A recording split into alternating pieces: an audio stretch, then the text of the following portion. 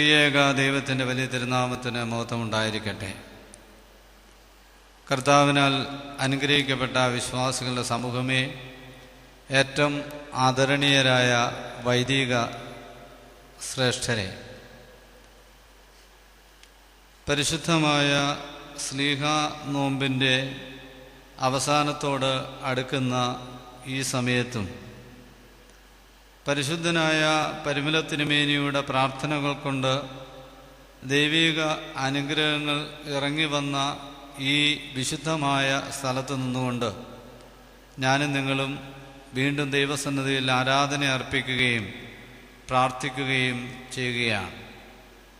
ദൈവം തമ്പുരാൻ നമ്മുടെ പ്രാർത്ഥന കേൾക്കുവാനും ദൈവസന്നിധിയിൽ നിന്ന് അനുഗ്രഹങ്ങൾ ലഭിക്കാനും തക്കവണ്ണം ഇടയായി തീരട്ടെ എന്ന് പ്രത്യേകമായിട്ട് ഞാൻ ആശംസിക്കുന്നു, പ്രാർത്ഥിക്കുന്നു. 31-ാമത്തെ സങ്കീർത്തനം 9-ാമത്തെ വാക്യം. യഹോവേ, എന്നോട് കൃപയുണ്ടാകണമേ, ഞാൻ കഷ്ടത്തിൽ ആയിരിക്കുന്നു. വ്യസനം കൊണ്ട് എൻ്റെ കണ്ണും എൻ്റെ പ്രാണനും എൻ്റെ ഉദരവും ക്ഷയിച്ചിരിക്കുന്നു. യഹോവേ, എന്നോട് കൃപയുണ്ടാകണമേ, ഞാൻ കഷ്ടത്തിലായിരിക്കുന്നു. വ്യസനം കൊണ്ട് എൻ്റെ കണ്ണും എൻ്റെ പ്രാണനും എൻ്റെ ഉദരവും ക്ഷയിച്ചിരിക്കുന്നു. പരിശുദ്ധനായ പരിമല തിരുമേനിയുടെ വലിയ മധ്യസ്ഥതയിൽ അഭയം പ്രാപിക്കുവാൻ തക്കവണ്ണം ഈ ദേവാലയത്തിൽ കടന്നു വരുന്ന ആളുകൾ പലതരത്തിലുള്ളവരാണ്. വലിയ ഹൃദയവേദനയുള്ള പല ആളുകളും പലപ്പോഴും കുറേയേറെ സമയം ഈ കബറിങ്കലും ഈ ചാപ്പലിലുമായി ഇരുന്നു കൊണ്ട് ദീർഘനേരം പ്രാർത്ഥിക്കും. ചിലർക്ക് എത്ര പ്രാർത്ഥിച്ചാലും ഇവിടെ ഒന്ന് മടങ്ങിപ്പോകുവാൻ തോന്നുന്നില്ല. കാരണം ഹൃദയം അത്രമാത്രം നീറുകയാണ് പല കാര്യങ്ങളെ ചൊല്ലി. അതുകൊണ്ട് അവർ വീണ്ടും വീണ്ടും അവിടെ ഇരുന്ന് പ്രാർത്ഥിക്കുകയാണ്. ചില ആളുകൾ മനസ്സിലൊരു വിശ്വാസമുണ്ട്, ചില കേൾവിയുണ്ട്. അതുകൊണ്ട് ഈ കബറിങ്കൽ പതിവായി വരികയും ഒരു തിരി കത്തിക്കുകയും നേർച്ചയിടുകയും കുർബാനയുടെ ഏതെങ്കിലും ഒരു ഭാഗത്തിൽ അറ്റൻഡ് ചെയ്യുവാൻ പറ്റിയാൽ അതിൽ പങ്കുചേരുകയും ധ്യാനപ്രസംഗമായാലും എവിടെയെങ്കിലും കുറച്ച് കേട്ടിട്ട് തിരിച്ചു പോവുകയും ചെയ്യും. ഇതും നമ്മുടെ ഭക്തി ജീവിതത്തിൻ്റെ മറ്റൊരു ലക്ഷണമാണ്. എന്നാൽ ഇതിൻ്റെ എല്ലാം അപ്പുറത്താണ് ഞാൻ ഈ പറഞ്ഞ ഒരു കാര്യം. ഹൃദയം ക്ഷീണിച്ചിരിക്കുന്ന മനുഷ്യർ, ദുഃഖം കൊണ്ട് കണ്ണ് കാണാൻ പാടില്ലാതെ ഇരിക്കുന്ന മനുഷ്യർ, ദുഃഖം കൊണ്ട് വിശപ്പ് മറന്നുപോയ മനുഷ്യർ, ആകുല ചിന്തകൾ കൊണ്ട് നിവർന്നു നിൽക്കുവാൻ പാടില്ലാത്തവർക്ക് ഇവിടെ വിട്ടുപോകുവാൻ സാധിക്കുന്നില്ല.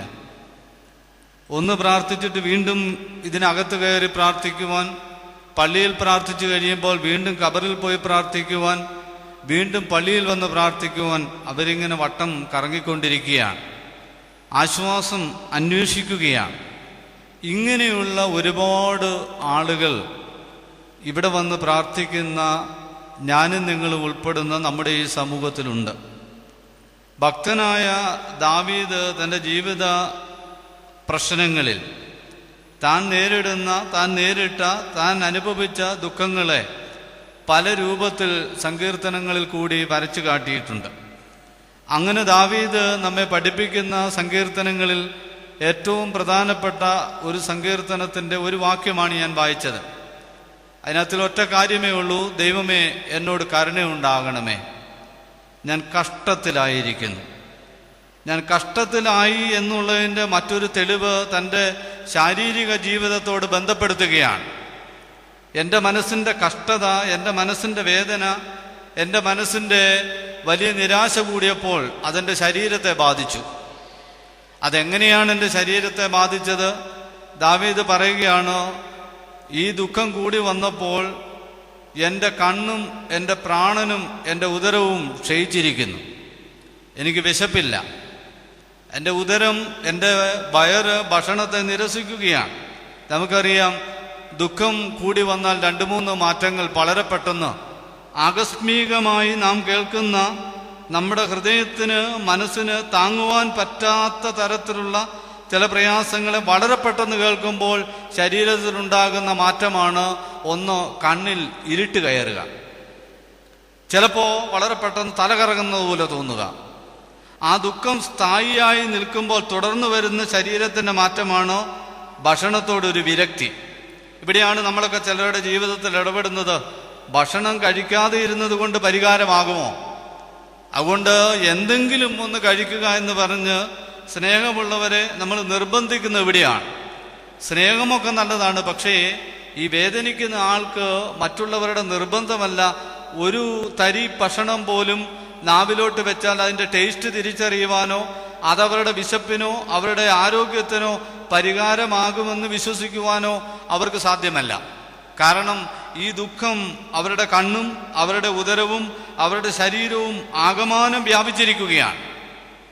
ദാവീദ് ഇതാണ് പ്രാർത്ഥിക്കുന്നത്: എൻ്റെ കണ്ണും എൻ്റെ പ്രാണനും എൻ്റെ ഉദരവും ക്ഷയിച്ചിരിക്കുന്നു. ഇവിടെ ഇരിക്കുന്ന ഞാനും നിങ്ങളും എത്രയോ പ്രാവശ്യം ഈ പറയുന്ന ദുഃഖത്തിലായി പോയിട്ടുണ്ട്. ചിലതൊക്കെ ചിലർക്കറിയാവുന്നതാണ്. ജീവിതത്തിൽ ചിലർ പൊട്ടിക്കരയും. ദുഃഖങ്ങൾ വലുതാകുമ്പോൾ ചിലർ പൊട്ടിക്കരയും. ചിലർ എത്ര വിചാരിച്ചാലും കരയുവാൻ സാധിക്കുകയില്ല. കരയുവാൻ സാധിക്കാത്തവരുടെ ഹൃദയങ്ങളിൽ വീണ്ടും ദുഃഖം ഉരുണ്ടുകൂടുകയാണ്.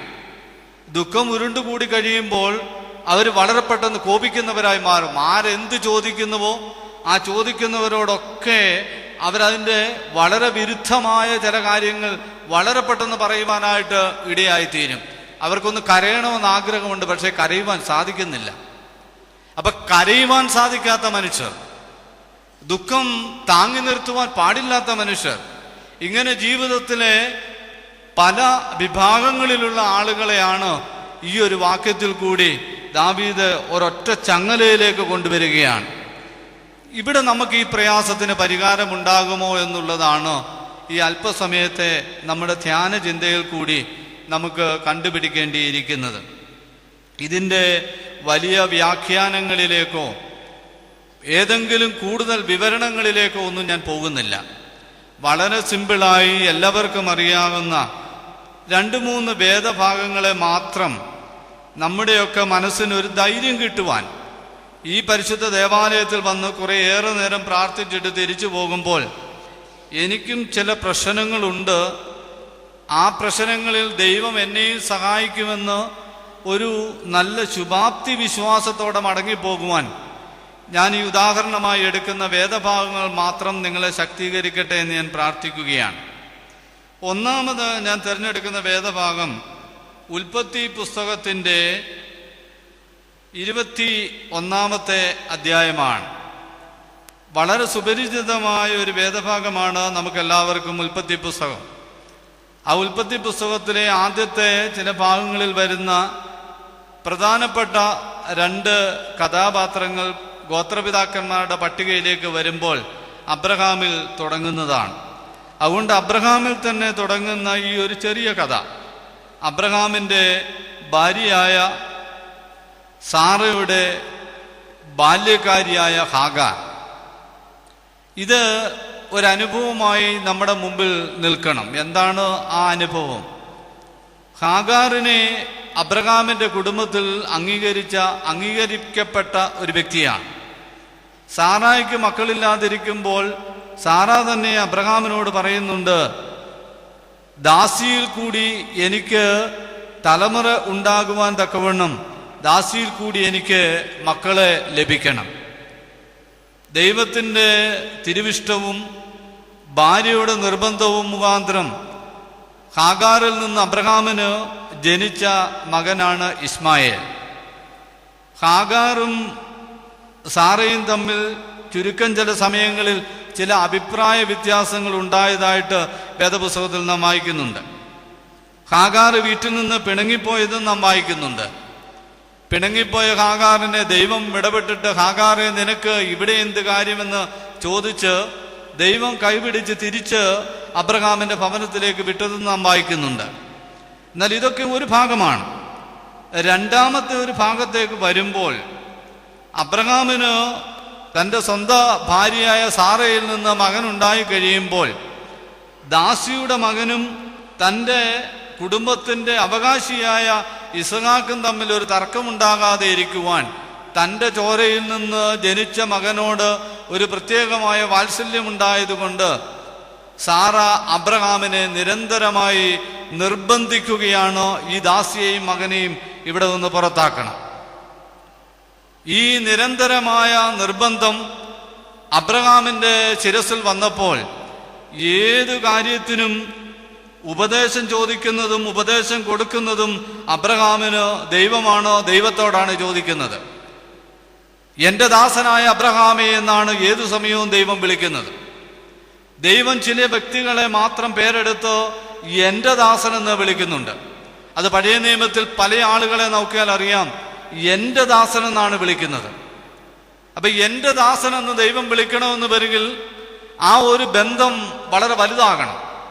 ദൈവവുമായിട്ടുള്ള ആ ബന്ധം വളരെ വലുതാകുമ്പോഴാണ് പേരിനപ്പുറത്തേക്ക് എൻ്റെ എന്നുള്ള ഒരു പ്രത്യേകമായ പദം കൂടി ദൈവം ഉപയോഗിക്കുന്നത്. നമുക്കൊക്കെ അറിയാം, നമ്മുടെ മക്കളെ സ്നേഹിക്കുമ്പോൾ ആ മക്കളുടെ അവരോടുള്ള സ്നേഹത്തിൻ്റെ ആഴത്തിൻ്റെ പ്രകടനമായി ചില പ്രത്യേകമായ പേരുകളോടുകൂടിയാണ് നാം വിളിക്കുന്നത്. ഇതൊക്കെ മനുഷ്യ സഹജമായി അവരുടെ സ്നേഹത്തിൻ്റെ പ്രകടനത്തിൻ്റെ ചില ലക്ഷണങ്ങളാണ്. ഇതുപോലെ എൻ്റെ ദാസനായ അബ്രഹാമേ എന്നാണ് ഏതു സമയവും അബ്രഹാമിനെ വിളിക്കുവാൻ തക്കവണ്ണം ദൈവം ഇഷ്ടപ്പെടുന്നത്. അതുകൊണ്ട് അബ്രഹാം ഒരു വിഷമ അവസ്ഥയിലായി എന്ന് മനസ്സിലായപ്പോൾ യഹോവയായ ദൈവം ഇടപെട്ടു. കാരണം അബ്രഹാമിന്റെ ജീവിതത്തിന്റെ പോക്കിന്റെ മുഴുവൻ ഉത്തരവാദിത്വവും ദൈവത്തിനാണ്. കാരണം ദൈവം ഒന്നേ ആവശ്യപ്പെട്ടുള്ളൂ, ഞാൻ നിന്നെ കാണിപ്പാനിരിക്കുന്ന ദേശത്തേക്ക് പോകാം. ചോദ്യമോ പറച്ചിലോ ക്വസ്റ്റ്യനോ ഒന്നും അവിടെയില്ല. അങ്ങനെ വള്ളിപുള്ളി വിടാതെ ദൈവത്തെ മാത്രം പിന്തുടരുന്ന ഈ തൻ്റെ ദാസന്റെ ജീവിതത്തിൽ അവന് ദുഃഖിക്കുവാൻ തക്കവണ്ണ കാര്യമുണ്ടായപ്പോൾ ആരും ആവശ്യപ്പെടാതെ ദൈവം അവിടേക്ക് ഇടപെട്ടു. നമ്മുടെ ആത്മീക ജീവിതത്തിൽ ഈ ഒരു ഇടപെടൽ ദൈവം നമ്മുടെ പ്രാർത്ഥനകൾ പോലും ചെല്ലുന്നതിന് മുമ്പ് എൻ്റെ ജീവിതത്തിലേക്ക് ഇടപെടുവാൻ ഇടയായി തീരണം. തീർച്ചയായിട്ടും നമുക്കൊക്കെ അറിയാം, നമ്മൾ ആഗ്രഹിക്കാതെ ഒരുപാട് ഇടപെടലുകൾ ദൈവം നമ്മുടെ ജീവിതത്തിൽ നടത്തിയിട്ടുണ്ട്. എണ്ണി എണ്ണി പറയുവാൻ നമുക്കൊക്കെയുമുണ്ട്. പക്ഷേ നമുക്കിത് ഓർത്തു വയ്ക്കുവാനായിട്ട് പ്രയാസമാണ്. മാത്രവുമല്ല, നമ്മുടെ എല്ലാവരുടെയും ജീവിതത്തിൻ്റെ ഒരു പ്രത്യേകത എന്ന് പറയുന്നത്, നമ്മൾ ദൈവത്തെ അല്ല കാണുന്നത്, ദൈവം തരുന്ന അനുഗ്രഹം ദൈവമാണ് എന്ന് വിശ്വസിക്കുകയാണ്. ദൈവത്തെ കാണുന്ന മനുഷ്യരുമുണ്ട്, ദൈവം തരുന്ന അനുഗ്രഹങ്ങളാണ് ദൈവമെന്ന് വിശ്വസിക്കുന്നവരുമുണ്ട്. അതുകൊണ്ടാണ് ചില അനുഗ്രഹങ്ങൾ നഷ്ടപ്പെട്ടു പോകുമ്പോൾ നാം പറയുന്നത് ദൈവം എന്നെ കൈവിട്ടു എന്നാണ് പറയുന്നത്. കാരണം അപ്പോൾ നമ്മുടെ ആശ്രയം എവിടെയായിരുന്നു?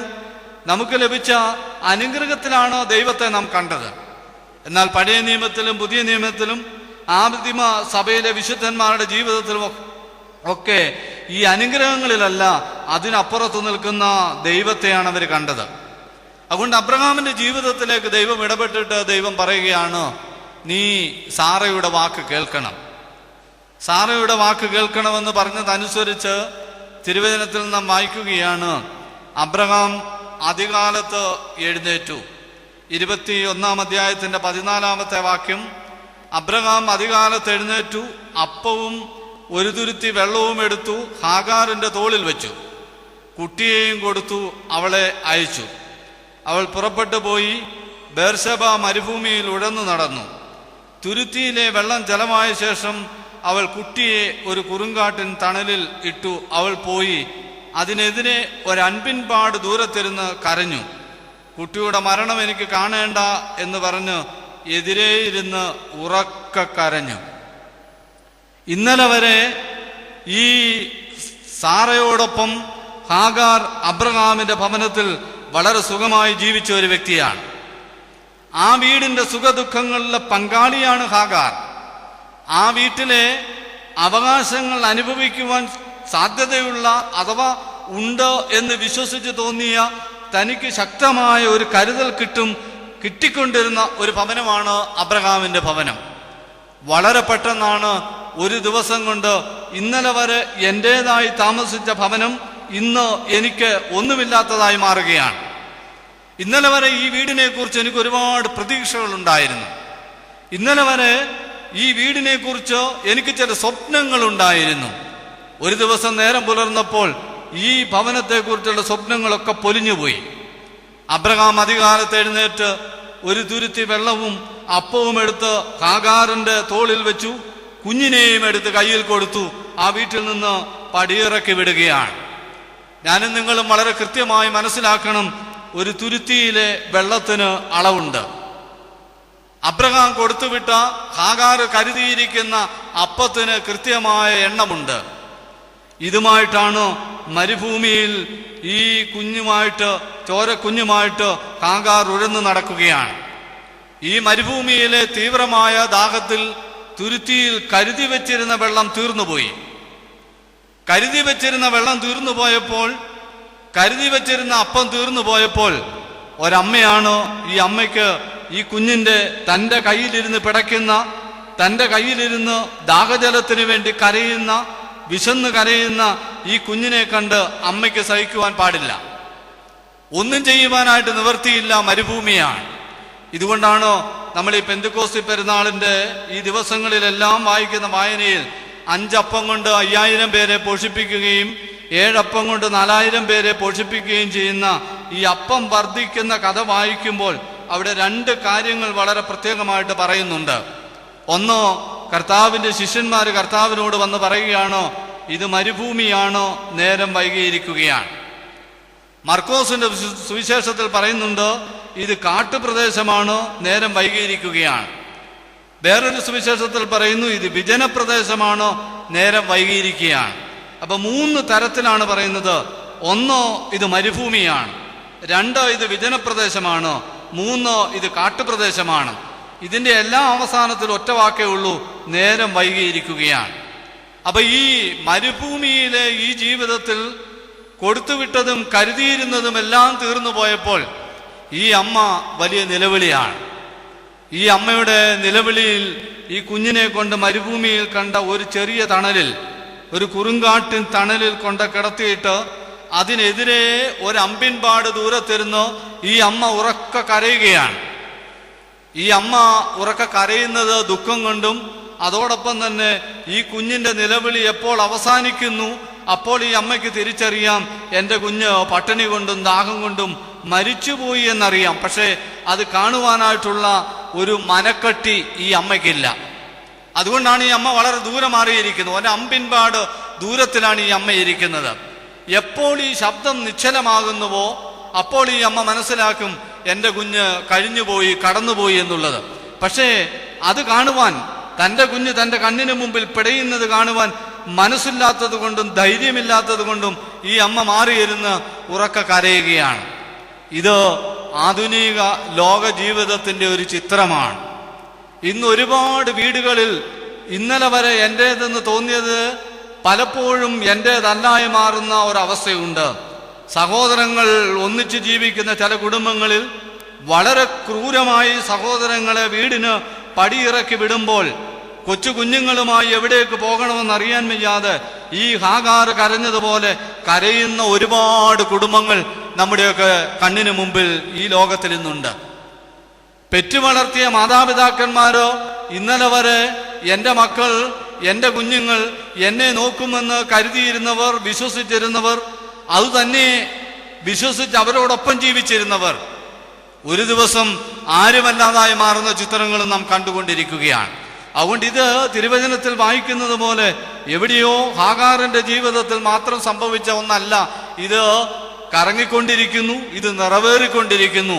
ആധുനിക ക്രൈസ്തവ കുടുംബങ്ങളിലൊക്കെ ഇത് ഒരുപാട് ഭാഗവാക്കായിരിക്കുന്നു. അതുകൊണ്ടാണ് ഈ അടുത്ത സമയത്ത് നാം കണ്ടത്, ചെങ്ങന്നൂരിൽ ഒരപ്പനെ സ്വന്തം മകൻ പീസാക്കിയാണ് പല സ്ഥലങ്ങളിലേക്ക് കൊണ്ടിട്ടത്.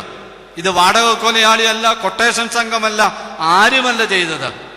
സ്വന്തം മകൻ, ഒരുപക്ഷെ കുഞ്ഞുങ്ങളെ വളർത്തുന്ന മാതാപിതാക്കൾക്കറിയാം, അപ്പന്മാര് അമ്മ മുലയൂട്ടി കുഞ്ഞിനെ വളർത്തുമ്പോൾ ഒരു കുഞ്ഞ് വളർന്നു വരുന്നത് അപ്പന്റെ നെഞ്ചത്ത് ചവിട്ടി നിന്നാണ് ഈ കുഞ്ഞിനെ നിൽക്കുവാൻ അപ്പൻ പഠിപ്പിക്കുന്നത്.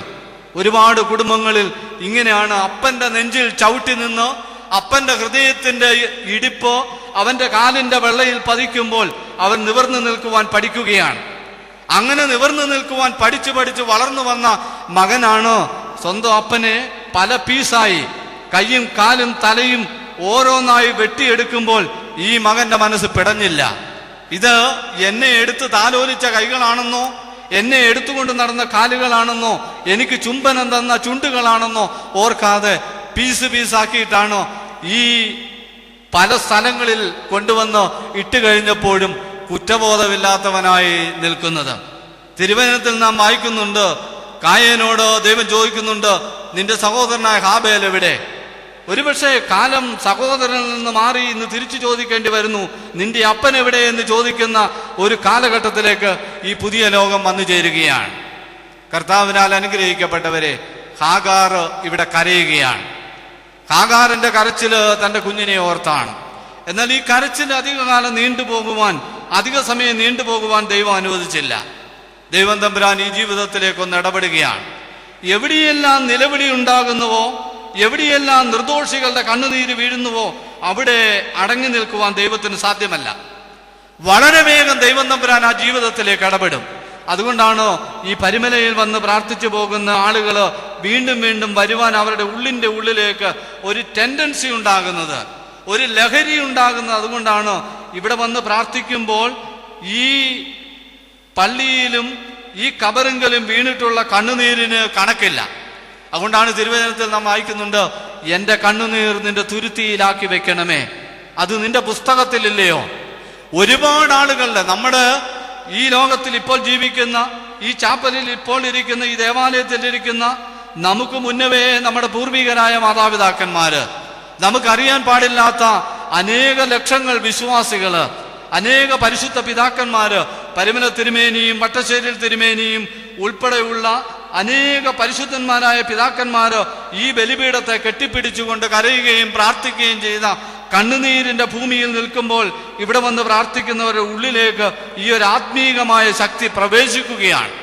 അതുകൊണ്ടാണ് എല്ലാവർക്കും തോന്നുന്നത്, ഏത് ദുഃഖമുണ്ടായാലും ഈ കബറിങ്കൽ വന്നൊന്ന് പ്രാർത്ഥിക്കാം, ഈ പള്ളിയിൽ വന്നൊന്ന് പ്രാർത്ഥിക്കാം എന്നുള്ളിന്റെ ഉള്ളിൽ പെട്ടെന്ന് തോന്നുന്നത് ഈ കണ്ണുനീരിന്റെ ശക്തിയാണ്.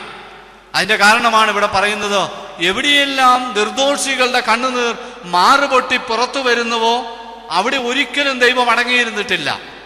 തിരുവചനം ഉൽപ്പത്തി പുസ്തകം മുതൽ വെളിപാട് പുസ്തകം വരെ വായിച്ചു നോക്കിയാൽ അറിയാം, കണ്ണുനീര് വീഴുന്നിടത്തെല്ലാം ദൈവം ഇടപെട്ടിട്ടുണ്ട്. കണ്ണുനീര് വീണിടത്തൊക്കെ ദൈവം പരിഹാരമുണ്ടാക്കിയിട്ടുണ്ട്. ഇവിടെ ഹാഗാറിന്റെ കണ്ണുനീര് ഒരു വശത്ത്, ഒരു പിഞ്ചു കുഞ്ഞ് ദാഹജലത്തിന് വേണ്ടി ഒരു ചെടിയുടെ തണലിൽ കിടന്ന് അതിനേക്കാൾ ഉറയൊക്കെ കരയുകയാണ്. ഈ കുഞ്ഞിന്റെ കരച്ചിലും ഈ അമ്മയുടെ കരച്ചിലും കൂടെ ചേർന്നപ്പോൾ അവിടേക്ക് ദൈവത്തിന്റെ ദൂതൻ വരികയാണ്. ദൈവത്തിന്റെ ദൂതൻ ഹാഗാറിനെ എഴുന്നേൽപ്പിക്കുകയാണ്. എന്നിട്ട് പറയുകയാണ്, ഹാഗാറെ, നിനക്കെന്ത്? നീ ചെന്ന് ബാലനെ താങ്ങി എഴുന്നേൽപ്പിച്ചു കൊള്ളുക, ഞാൻ അവനെ ഒരു വലിയ ജാതിയാക്കിയെന്ന് അരുളി ചെയ്തു. ദൈവം അവളുടെ കണ്ണു തുറന്നു. അവളൊരു നീരുറവ കണ്ടു, ചെന്ന് തുരുത്തിയിൽ വെള്ളം നിറച്ചു, ബാലനെ കുടിപ്പിച്ചു. ദൈവം ബാലനോടുകൂടെ ഉണ്ടായിരുന്നു. അതിന് കുറച്ച് നിമിഷം മുമ്പ് വരെ ഈ മരുഭൂമിയിൽ അങ്ങോട്ടും ഇങ്ങോട്ടും നടന്നവളാണ് ഈ ഹാഗാർ. ആ സമയത്തൊന്നും ഹാഗാർ കണ്ടില്ല ഈ നീരുറവ. ഇങ്ങനെയുള്ള ഒരു സൗകര്യം അവിടെ ഉണ്ടെന്ന് ഹാഗാറിന് മനസ്സിലായില്ല. ഈ മരുഭൂമിയിൽ ഇങ്ങനെ ഒരു നീരുറവ ഉണ്ടാകുമെന്ന് തോന്നുവാനും സാധ്യമല്ല. നമ്മുടെ സഭയിലെ സാഹിത്യകാരനായ ബെന്യാമീൻ എഴുതിയ ആടുജീവിതം എന്ന് പറയുന്ന ഒരു വലിയ പുസ്തകം, ഒറ്റ പുസ്തകം കൊണ്ട് തന്നെ പേരെടുത്ത ഒരു സാഹിത്യകാരനായി ബെന്യാമീൻ മാറുമ്പോൾ, ആ പുസ്തകം പല ആവർത്തി വായിക്കുവാൻ തോന്നുമ്പോൾ മരുഭൂമിയുടെ യഥാർത്ഥമായ ചിത്രം, അറബി നാടുകളിൽ പോയി ജോലി ചെയ്യുന്ന ആളുകളും അവിടെ ചില എത്തരുതാത്ത സ്ഥലത്ത് എത്തിച്ചേരുന്ന ഹതഭാഗ്യരായ ഒരുപാട് ആളുകളെ പറ്റിയൊക്കെ ബെന്യാമീൻ ആ പുസ്തകത്തിൽ വിവരിക്കുന്നുണ്ട്. മരുഭൂമി എന്ന് പറയുന്നത് അപ്രകാരമുള്ള പ്രവാസികളുടെ ആയാലും അല്ലാത്തവരുടെ ആയാലും ദുഃഖപൂർണമായ ഒരു ജീവിതത്തെക്കുറിച്ചാണ് പറയുന്നത്. അങ്ങനെയുള്ള സാധ്യതയുള്ള സ്ഥലത്ത് ഹാഗാറിന്റെ കണ്ണിൽപ്പെടാതെ പോയ ഒരു നീരുറവ വളരെ പെട്ടെന്നുണ്ടായി വന്നിരിക്കുകയാണ്. ഹാഗാറിനോട് ദൈവത്തിന്റെ ദൂതൻ പറയുകയാണ്, നീ എഴുന്നേറ്റ് ബാലനെ കുടിപ്പിക്കുക. ഹാഗാർ പോയി ആ തുരുത്തിയിൽ വെള്ളം നിറച്ചു. ഹാഗാർ തുരുത്തിയിൽ വെള്ളം നിറച്ച് ഈ കുഞ്ഞിനെ കുടിപ്പിച്ചു.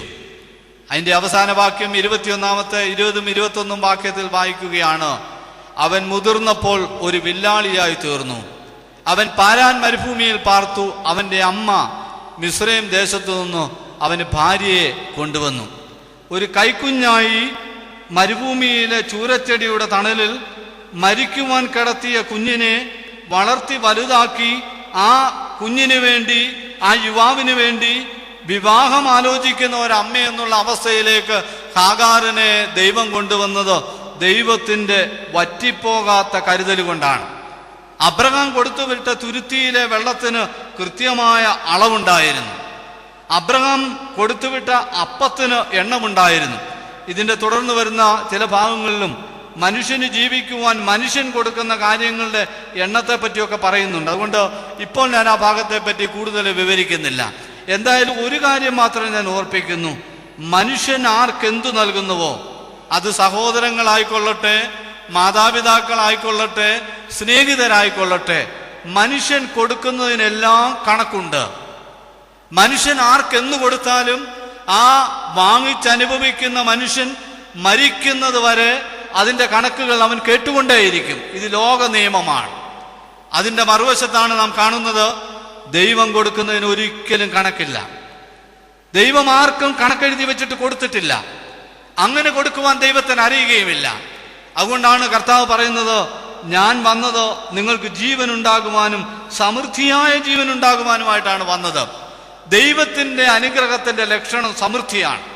മലാഖി പ്രവാചകന്റെ പുസ്തകത്തിൽ പറയുന്നുണ്ട്, നിങ്ങൾക്ക് സ്ഥലം മതിയാകാതെ വരുവോളം ഞാൻ അനുഗ്രഹം പകരുകയില്ലയോ.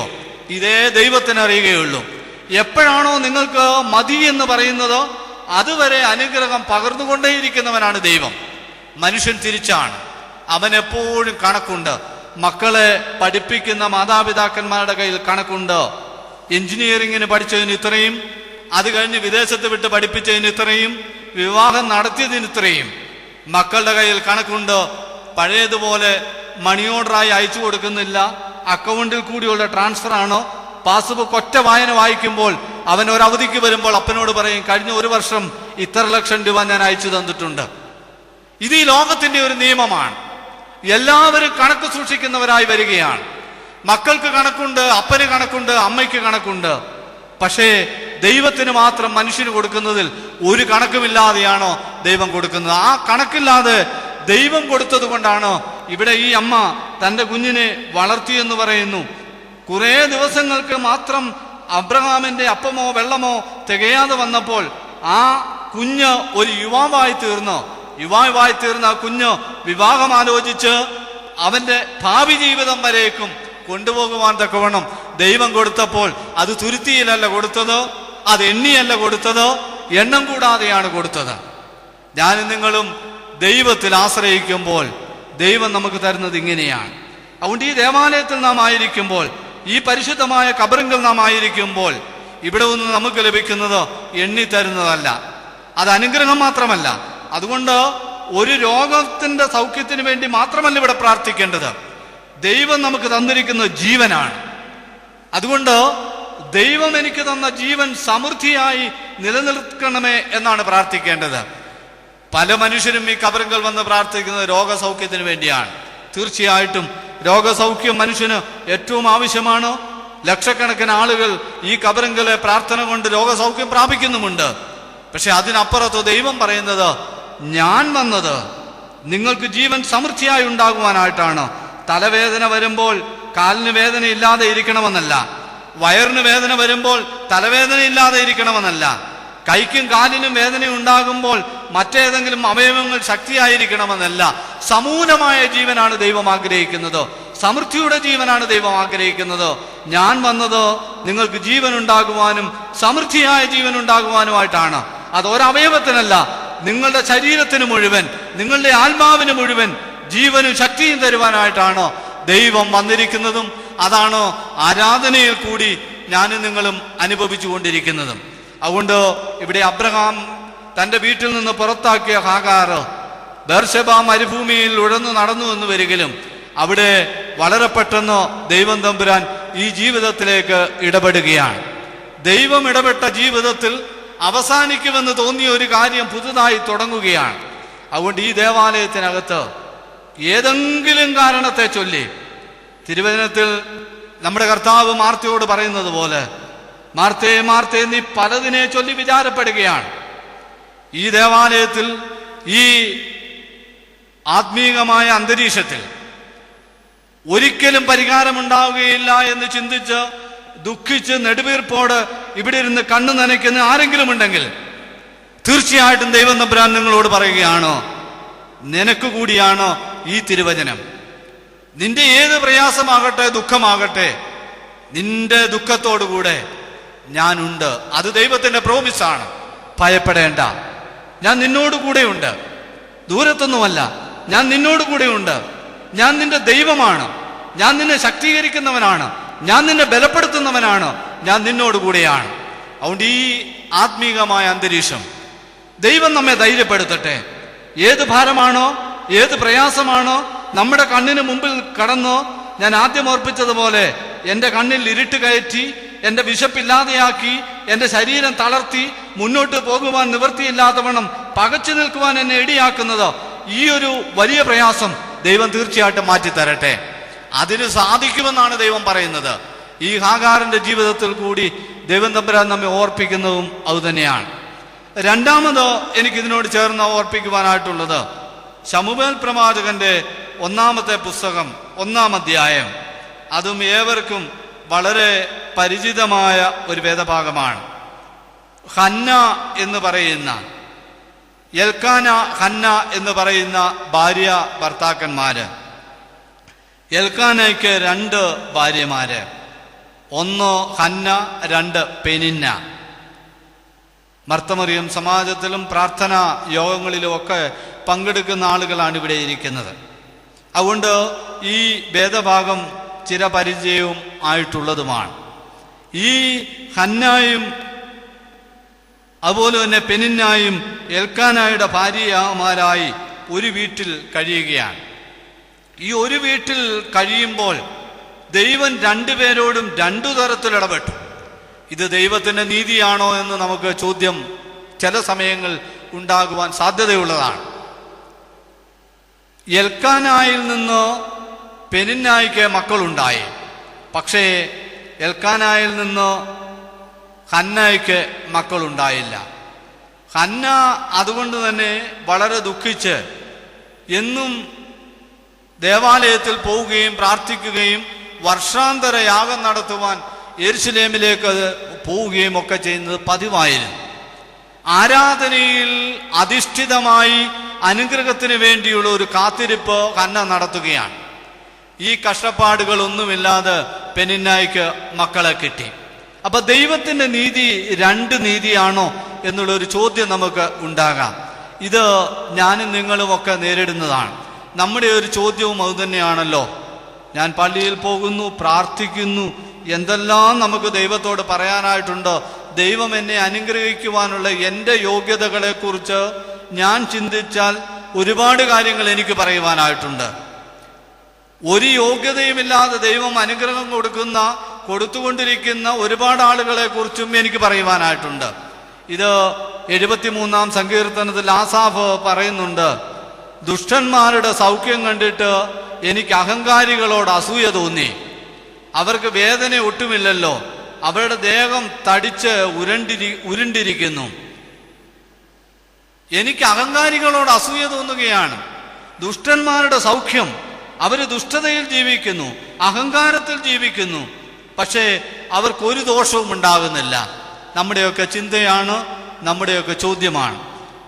ഈ ആസാഫ് അതിനെക്കുറിച്ച് വളരെ വ്യക്തമായിട്ട് ഈ സങ്കീർത്തനത്തിൽ പറഞ്ഞിട്ട് ഏറ്റവും അവസാനം ആസാഫ് കണ്ടുപിടിക്കുകയാണ്, ഉണരുമ്പോൾ ഒരു സ്വപ്നത്തെ പോലെ കർത്താവെ നീ ഉണരുമ്പോൾ അവരുടെ രൂപത്തെ തുച്ഛീകരിക്കും, നിശ്ചയമായി നീ അവരെ വഴുവഴുപ്പിൽ നിർത്തുന്നു. വഴുവഴുപ്പെന്ന് പറയുന്നത് നമുക്കൊക്കെ അറിയാവുന്ന ഒരു കാര്യമാണ്. ഉറച്ചു നിൽക്കുവാൻ സാധിക്കാതെ 2 കാലുകളും കൂടി ഒരുമിച്ച് ഉറപ്പിച്ച് നിർത്തുവാൻ സാധിക്കുന്നിടത്താണ് മനുഷ്യന് നിവർന്നു നിൽക്കുവാൻ സാധിക്കുന്നത്.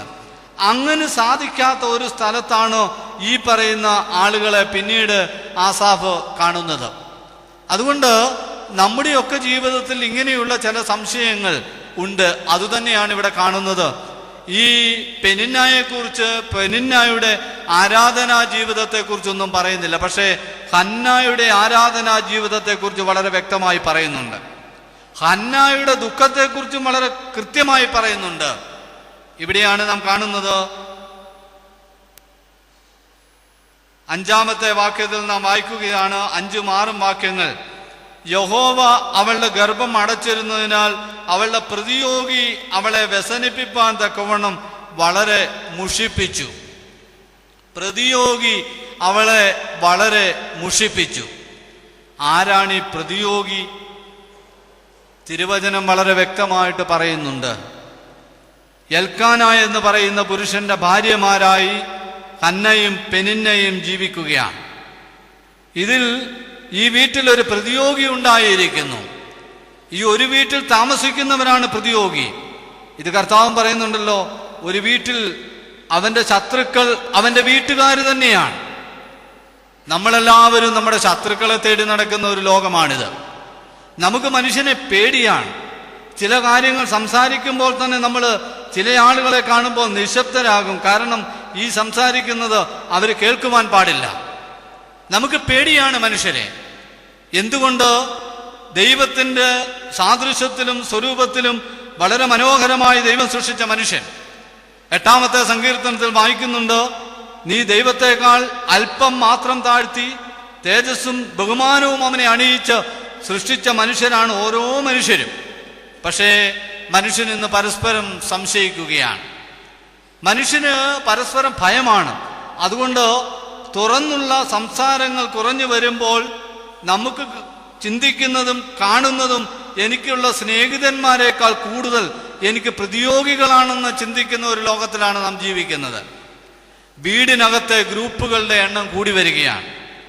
വീടിന്റെ ആളുകളുടെ എണ്ണം കുറഞ്ഞു അത് ന്യൂക്ലിയർ ഫാമിലിയായി എന്ന് നാം വിശേഷിപ്പിക്കുന്നു എന്ന് വരികിലും പഴയ കൂട്ടുകുടുംബങ്ങളിൽ ഇല്ലാതെയിരുന്ന ഗ്രൂപ്പിസം ഇന്ന് വീടുകളിൽ ഉണ്ടായിരിക്കുകയാണ്. ഇവിടുത്തെ പ്രതിയോഗി എന്ന് പറയുന്നത് ഹന്നയ്ക്ക് പ്രതിയോഗി പെനിന്നയാണ്. എങ്ങനെ പ്രതിയോഗിയായി? ഹന്നയ്ക്ക് ദൈവം ഒരു അനുഗ്രഹം കൊടുക്കുവാൻ അല്പം താമസിച്ചപ്പോൾ ദൈവം കൊടുക്കാതെ പോയ അനുഗ്രഹത്തെയാണോ ഇവിടെ പരിഹസിക്കുന്നത്? ഞാനും നിങ്ങളും ഈ ലോക ജീവിതത്തിൽ പലപ്പോഴും ചെയ്തുകൊണ്ടിരിക്കുന്നതും അതാണ്. നമ്മേക്കാൾ താണവരെ, അതേതു തരത്തിലുമായിക്കൊള്ളട്ടെ, വിദ്യാഭ്യാസം കൊണ്ടായിക്കൊള്ളട്ടെ, സൗന്ദര്യം കൊണ്ടായിക്കൊള്ളട്ടെ, പണം കൊണ്ടായിക്കൊള്ളട്ടെ, വിവാഹം കൊണ്ടായിക്കൊള്ളട്ടെ, എവിടെയാണ് കുറവുകൾ? ആ കുറവുകളെ കൃത്യമായി നോക്കിക്കൊണ്ട് നമുക്കെല്ലാവർക്കും അറിയാം, ഒരു മനുഷ്യൻ തളർന്നു വീഴണമെന്ന് വരികിൽ അവന്റെ കുറവുകളിലേക്ക് തന്നെയാണ് മുറിവ് വീണ്ടും ഉണ്ടാക്കേണ്ടത്. ഇന്നത്തെ ആധുനിക കുടുംബങ്ങളെല്ലാം കൃത്യമായ കുറവുകൾ നോക്കി ആ കുറവുകളുടെ അകത്ത് മുറിവുകൾ ഉണ്ടാക്കി അതിൽ കൂടി ലഭിക്കുന്ന ഒരു വേദന കൊണ്ട് സന്തോഷിക്കുന്നവരാണ്. മാതാപിതാക്കന്മാര് ഇന്ന് ആവശ്യമില്ലാത്ത ഒരവസ്ഥ വരുന്ന ഈ കുടുംബത്തിൽ തന്നെയാണ്. ഇപ്പോൾ നമുക്കറിയാം, പഴയ കാലത്തേക്ക് തിരിച്ചു പോകുവാനുള്ള ഒരു വെമ്പലാണ് ലോകമെമ്പാടും. കേരളത്തിൽ അങ്ങോളം ഇങ്ങോളം നടക്കുമ്പോൾ കാണുന്നതോ, ഈ ദീർഘദൂര യാത്ര ചെയ്യേണ്ടി വരുന്നവർക്ക് ഹോട്ടലുകളിൽ ഭക്ഷണം കഴിക്കേണ്ടത് അത്യാവശ്യമാണ്. ഇപ്പൊ മനുഷ്യൻ തിരക്കുന്നത് വീട്ടിലൂണാണ്. നേരത്തെ മനുഷ്യൻ അവന്റെ സ്റ്റാൻഡേർഡ് വെച്ച് ഹോട്ടലുകളുടെ സ്റ്റാൻഡേർഡ് നോക്കുമായിരുന്നു. ഇപ്പൊ വലിയ വലിയ ഹോട്ടലുകളിൽ നിന്ന് അവൻ ഇറങ്ങി താഴെ വന്നു അവന് ചെറിയ ചെറിയ ഹോട്ടലുകളും കൊച്ചു കൊച്ചു വീടുകളും അവന് ഇഷ്ടമാണ്. അങ്ങനെ ഓരോ സ്ഥലങ്ങളിലേക്ക് മനുഷ്യൻ പഴയതിലേക്ക് ഇറങ്ങി വരികയാണ്. രാജ്യമാണെന്ന് വരികിലും പഴയത് എന്തെല്ലാം ഈ രാജ്യത്ത് നിന്ന് നഷ്ടപ്പെട്ട് വിദേശത്ത് പോയോ അത് ഓരോന്നായി കണ്ടുപിടിച്ച് തിരിച്ചു കൊണ്ടുവരുവാൻ രാജ്യങ്ങൾ ശ്രമിക്കുകയാണ്. പുതിയ വീടുകൾ വെക്കുമ്പോൾ മനുഷ്യൻ ഓടി നടക്കുവാണ്. പ്രത്യേകിച്ച് ഈ കോട്ടയം സൈഡിലോട്ടൊക്കെ പോയാൽ അറിയാം, പഴയ പല സാധനങ്ങളുമുണ്ട്. നമ്മൾ നിലമുഴുതുകൊണ്ടിരുന്ന കലപ്പ ചില ആളുകൾക്ക് അറിയുകയില്ല. അതുൾപ്പെടെയുള്ള സാധനങ്ങൾ പുതിയ വീടിന്റെ പല ഭാഗങ്ങളിലായി വെച്ചിട്ട് കുടുംബത്തിന് ഇല്ലാതെ പോയ ഒരു തറവാടിത്തം. ഇതൊരു പഴയ കുടുംബമാണെന്ന് വരുത്തത്തക്ക തരത്തിൽ പഴയതിനോടുള്ള ഒരു വലിയ താല്പര്യം ഇന്ന് മനുഷ്യന് കൂടി വരികയാണ്. നമ്മളിവിടെ പരിമല വന്നു കഴിഞ്ഞാൽ എല്ലാവരും ഒരു CD ഒക്കെ മേടിച്ചു കൊണ്ടുപോയി പാട്ട് കേൾക്കുവാൻ ആഗ്രഹിക്കുന്നത്. ഇവിടുത്തെ കടകളിലെല്ലാം വെച്ചിരിക്കുന്നത് ഓൾഡ് ഈസ് ഗോൾഡ്, പഴയ പാട്ടുകളെല്ലാം വെച്ചിട്ട് പുതിയ CD ഉണ്ടാക്കി കൊടുക്കുകയാണ്. മനുഷ്യനിത് ഇന്ന് ഇഷ്ടമാണ്, പഴയതിനോടൊരു താല്പര്യം. പഴയതിനെ ഇഷ്ടമില്ലാത്തവർ ഒറ്റ കാര്യമേ ഉള്ളൂ, അപ്പനെ അമ്മയെ മാത്രം. അത് മാത്രമാണ് ഈ ലോകത്തിന് ഇന്ന് ഇഷ്ടമില്ലാത്തത്. ഞാൻ ഈ കഴിഞ്ഞ ദിവസം പുതുപ്പാടി എന്ന് പറയുന്ന ഒരു സ്ഥാപനത്തിൽ പോകുവാനായിട്ടിടയായി. 7-8 മക്കളുള്ള ഒരപ്പൻ ഈ കഴിഞ്ഞ ആഴ്ചയിൽ ഒരു ഹൈന്ദവ കുടുംബത്തിലുള്ളതാണ്. ആ വൃദ്ധഭവനത്തിൽ അന്തേവാസിയായി താമസിക്കുവാൻ വന്നു. അപ്പം ഇപ്പോഴത്തെ ചില ഗവൺമെൻറ് നിയമങ്ങൾ അനുസരിച്ച് വരുന്നവരെ എല്ലാം കയറ്റി താമസിപ്പിക്കുവാൻ പറ്റുകയില്ല. അവിടുത്തെ ബഹുമാനപ്പെട്ട അച്ഛൻ പറഞ്ഞു, ഇപ്പോൾ അങ്ങനെ താമസിക്കുവാനായിട്ട് പറ്റുകയില്ല. ഒന്നുകിൽ നിങ്ങളുടെ മക്കൾക്ക് നിവൃത്തിയില്ല എന്ന് പറഞ്ഞ് അവരിവിടെ കൊണ്ടുവന്നാക്കണം. അതല്ലെന്ന് വരികിൽ തിരിച്ച് പോയി നിങ്ങളുടെ സ്ഥലത്ത് ചെന്ന് നിങ്ങളുടെ സ്ഥലത്തുള്ള പോലീസ് സ്റ്റേഷനിലെ സർക്കിൾ ഇൻസ്പെക്ടറുടെ ഒരു കത്ത് വാങ്ങിച്ചു കൊണ്ടുവന്നാൽ ഇവിടെ അക്കോമഡേറ്റ് ചെയ്യാം. ആ പ്രായമുള്ള മനുഷ്യൻ 1 മണിക്കൂറിനുള്ളിൽ അവിടുന്ന് തിരിച്ചു പോയി പിറ്റേ ദിവസം ഉച്ചയായപ്പോൾ സർക്കിൾ ഇൻസ്പെക്ടറുടെ കത്തുമായി വന്ന് ഈ വൃദ്ധഭവനത്തിൽ അന്തേവാസിയായി ചേർന്നു. അപ്പം ഈ പ്രായമുള്ള പിതാവിനോട് ചോദിച്ചപ്പോൾ അദ്ദേഹം പറയുകയാണ്, 8 മക്കളാണുള്ളത്. 8 മക്കളെയും വളർത്തി. 8 മക്കളും വളർന്ന് വലുതായി അവരവരുടേതായ സ്ഥലങ്ങളിലൊക്കെ ജീവിക്കുകയാണ്. അതുപോലെ പല തരത്തിലുള്ള പ്രായമായ അമ്മമാരും നമ്മുടെ ഈ സമീപ പ്രദേശങ്ങളിലുള്ള ചില ആളുകളെ ഞാൻ കണ്ട് പരിചയപ്പെടുകയുണ്ടായി. നമുക്ക് ഓൾഡ് ഈസ് ഗോൾഡ് എന്ന് പറയുമ്പോൾ നമുക്ക് ആവശ്യമില്ലാത്തത് ഇത് മാത്രമാണ്. കുറച്ചു കാലങ്ങൾക്ക് മുമ്പ് നിങ്ങൾ വായിച്ചല്ലോ, പത്രങ്ങളിൽ വായിച്ചു, TV വാർത്തകൾ ദിവസങ്ങളോളം ആഴ്ചകളോളം വന്നതാണ്. ഗുരുവായൂർ ക്ഷേത്രത്തിൽ അവിടെ ഒരു കാലത്ത് ക്ഷേത്ര സംരക്ഷണത്തിന് CCTV വെച്ചിരുന്നു. ഇപ്പോൾ CCTV വെച്ചിരിക്കുന്നതിൻ്റെ പ്രധാനപ്പെട്ട ഒരു കാര്യം, മക്കള് ചിലരെങ്കിലും രാവിലെ അപ്പനോടും അമ്മയോടും പറയണം നമുക്ക് ക്ഷേത്രത്തിൽ പോകാം. നമ്മുടെ ചില ആളുകളും തീർത്ഥാടനത്തിൻ്റെ ഭാഗമായിട്ട് അങ്ങനെ പോകുന്നുണ്ട് എന്ന് ചിലപ്പോൾ വിശ്വസിക്കേണ്ടി വരും. തീർത്ഥാടനത്തിന് പോയി അവിടുത്തെ വലിയ തിരക്കിനിടയിൽ അപ്പനെയും അമ്മയും അവിടെ ഉപേക്ഷിച്ചിട്ട് ഇവർ തിരിച്ചു പോരുന്ന ആളുകളെ കുറിച്ച് ഒരുപാട് വാർത്തകൾ നാം കണ്ടതാണ്. ഒരുപാട് എഴുത്തുകാർ അതിനെക്കുറിച്ച് വിമർശിച്ച് എഴുതുകയാണ്. സർക്കാർ തലത്തിൽ അന്വേഷണം വന്നതാണ്. തീർത്ഥാടനത്തിന്റെ മറവിൽ ഈ ഓൾഡ് ഈസ് ഗോൾഡ് എന്ന് പറയുന്നതിനെ അവിടെ കൊണ്ട് ഉപേക്ഷിക്കുന്ന ഒരു സ്ഥലമായി മാറുകയാണ്. അപ്പനെയും അമ്മയും നടക്കിരുത്തുന്ന ഒരു സ്ഥലമായിട്ട് മാറുകയാണ്. പണ്ട് കേട്ടിട്ടുണ്ട്, ആനയെ കൊണ്ട സമ്പന്നര് ക്ഷേത്രനടയിൽ നടയിരുത്തുമായിരുന്നു. ഇപ്പോൾ കൊണ്ട് നടയിരുത്തുന്നത് അപ്പനെയും അമ്മയാണ്, എന്നിട്ട് ഇട്ടിട്ട് പോരുകയാണ്. ഇവിടെ പ്രതിയോഗി ദൂരെയല്ല, പ്രതിയോഗി വീടിനകത്താണ്. ഹന്നയെ സംബന്ധിച്ചിടത്തോളം ഇവിടെ പറയുകയാണോ, പ്രതിയോഗി അവളെ വളരെ മുഷിപ്പിച്ചു. പ്രതിയോഗി വളരെ മുഷിപ്പിച്ചപ്പോൾ ഹന്ന പട്ടിണി കിടന്നു. ആദ്യത്തെ നമ്മുടെ തിരുവചന വാക്യം അതാണ്, വ്യസനം കൊണ്ട് എൻ്റെ കണ്ണും എൻ്റെ പ്രാണനും എൻ്റെ ഉദരവും ക്ഷയിച്ചിരിക്കുന്നു. ഇവിടെ തിരുവചനത്തിൽ നാം വായിക്കുകയാണ്, എൽക്കാന ചെന്ന് ഹന്നയോട് പറയുകയാണ്, ഹന്നേ, നീ എന്തിന് കരയുന്നു? എന്തിന് പട്ടിണി കിടക്കുന്നു? നീ എന്തിനാണ് വ്യസനിക്കുന്നത്? ഞാൻ നിനക്ക് 10 പുത്രന്മാരെക്കാൾ നല്ലതല്ലയോ? ദുഃഖം മനസ്സിലേക്ക് കയറിയപ്പോൾ മനുഷ്യന്റെ മനസ്സിനുണ്ടായ മാറ്റമാണ്. ഭക്ഷണം വേണ്ട, എപ്പോഴും കരഞ്ഞുകൊണ്ടിരിക്കുക, കരയാത്തവര് മുഖം മുഴുവൻ നീര് വെച്ചതുപോലെ തല നിവർത്തി നിൽക്കുവാൻ പാടില്ലാത്ത അവരെ നമ്മൾ സ്ഥിരമായി കാണുന്ന ഒരു രൂപത്തിൽ നിന്ന് മറ്റൊരു രൂപത്തിലേക്ക് മുഖം മാറി വരുന്ന ഒരവസ്ഥയിൽ നാം കാണപ്പെടുക. ഇത് എൽക്കാനായിക്ക് മനസ്സിലായി, ഹന്നയ്ക്ക് ദുഃഖമാണ് കാരണമെന്നുള്ളത്. അതുകൊണ്ട് ഭർത്താവ് എന്നുള്ള നിലയിൽ ഹന്നയെ ആശ്വസിപ്പിക്കുവാനായിട്ട് ഈ എൽക്കാന ശ്രമിക്കുകയാണ്. ഇവിടെ ഞാനും നിങ്ങളും ഒക്കെ ഇത് മനസ്സിലാക്കേണ്ടതാണ്. ഭാര്യാഭർത്തൃ ജീവിതം എന്ന് പറയുന്നതും ഒരു പരിധിവരെ ദുഃഖങ്ങൾ ഇല്ലാതെയാക്കുവാൻ, ആശ്വസിപ്പിക്കുവാൻ ഇടയായി തീരുന്നതാണ്. ഞാൻ ഒരു കഥ കേട്ടിട്ടുണ്ട്.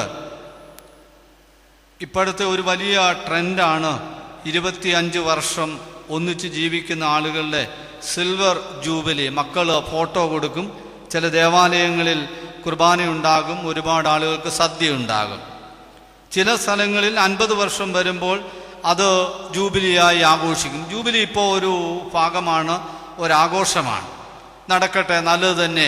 25 വർഷം ദൈവത്തിൻ്റെ കൃപയിൽ ഒന്നിച്ച് ജീവിക്കുവാൻ സാധിക്കുന്നു എന്ന് വരികിൽ അത് ഏറ്റവും നല്ലത് തന്നെ. ഒരു സിൽവർ ജൂബിലി ആഘോഷിച്ച ഒരാളിനോട് ഒരാളൊരു കഥ ചോദിച്ചു എന്നാണ് പറയുന്നത്. നിങ്ങൾക്ക് എങ്ങനെയാണ് 25 വർഷം ഇത്ര സന്തോഷമായിട്ട് ജീവിക്കുവാനായിട്ട് സാധിച്ചത്. അപ്പോൾ ആ മനുഷ്യൻ പറഞ്ഞു, വിവാഹം കഴിഞ്ഞ സമയത്ത് ഞങ്ങൾ രണ്ടുപേരും കൂടെ ഒരു തീരുമാനമെടുത്തു. ഒന്നും രണ്ടും പറഞ്ഞ് വഴക്കാകുമ്പോഴാണ് കുടുംബ കലഹമെന്ന് അതിനെ വിളിക്കുന്നത്. പരസ്പരം ഒരാൾ പറയുന്നതിൻ്റെ മറുപടി ഒരാൾക്ക് പറയാൻ തോന്നുന്നില്ലെങ്കിൽ കലഹമൊക്കെ അവിടെ അവസാനിക്കും. പക്ഷേ നമ്മളിൽ ഒരാൾ പോലും, പുരുഷനായാലും സ്ത്രീ ആയാലും അങ്ങനെയല്ല. നമുക്ക് മറുപടി പറഞ്ഞെങ്കിൽ മാത്രമേ നമ്മുടെ ഈ സംഘർഷത്തിനൊരു അയവുണ്ടാവുകയുള്ളൂ. അതുകൊണ്ടാണ് ഒരാളൊന്ന് പറയുമ്പോൾ അടുത്ത ആൾ അതിൻ്റെ ഗ്രേഡ് കൂടിയതാണ് പറയുന്നത്. വീണ്ടും തിരിച്ചും നമ്മൾ അങ്ങനെയാണ്. ഏറ്റവും ഒടുവിൽ ആണുങ്ങളെ സംബന്ധിച്ചിടത്തോളം മൊത്തം കൂടെ അവിടെ കാടടച്ചൊരു വെടിവെക്കും. ഈ ഭാര്യയുടെ അപ്പനെയും അമ്മയും എല്ലാം കൂടെ ചേർത്ത് ഒരു കശക്ക് കഴിയുമ്പോൾ കുറേ നേരത്തേക്ക് ഒരു ആശ്വാസം അവിടെ ഉണ്ടാകും. അപ്പോൾ തൽക്കാലത്തേക്ക് അവർ ജയിച്ചു എന്നുള്ള ഒരു തോന്നൽ വരും. അതിൻ്റെ അടുത്ത റിസൾട്ട് എന്താണെന്ന് പറയുമ്പോൾ ഉച്ചയ്ക്ക് ചോറ് വിളമ്പുമ്പോഴാണ് ഭക്ഷണം കൊണ്ട് വെച്ചിട്ട് അവർ കൊണ്ടുവന്ന് ഗ്ലാസ് ഒറ്റ അടിക്കും മേശപ്പുറത്ത്, വേണേ കഴിച്ചിട്ട് പോകുന്നു. അപ്പം മനസ്സിലാക്കിക്കോണം നിങ്ങൾക്കുള്ളതും കിട്ടിക്കഴിഞ്ഞു എന്നുള്ളത്. അപ്പം ഇങ്ങനെ ജീവിക്കുന്ന ഒരു ചുറ്റുപാടുണ്ട്. അപ്പം ഈ മനുഷ്യൻ പറഞ്ഞു, ഞങ്ങൾ അങ്ങനൊന്നും ആകരുതെന്ന് തീരുമാനിച്ചു. അതുകൊണ്ട് ഒറ്റ കണ്ടീഷൻ, എപ്പോഴാണോ ഒരു വഴക്ക് തുടങ്ങുന്നത്, ആ വഴക്ക് തുടങ്ങുമ്പോൾ വീടിൻ്റെ തൊട്ട് മുമ്പിൽ ഒരു മരമുണ്ട്, അതിൻ്റെ ചുവട്ടിൽ ഒരു കല്ലും കിടപ്പുണ്ട്. ഈ മനുഷ്യൻ പറഞ്ഞു, ഞാൻ വഴക്ക് വലിയൊരവസ്ഥയിലേക്ക് പോകുന്നു എന്ന് കാണുമ്പോൾ ഞാൻ പോയി ഈ കല്ലേലിരിക്കും. എപ്പോഴാണോ ഞങ്ങൾക്ക് രണ്ടുപേർക്കും ഇങ്ങനെ ഒരു ആ വഴക്കുമായി ബന്ധപ്പെട്ട ഞങ്ങളുടെ മനസ്സിലെ ഒരു ഫീലിംഗ് മാറുന്നത്, അപ്പോൾ ഞാൻ തിരിച്ച് വീടിനകത്ത് കയറും.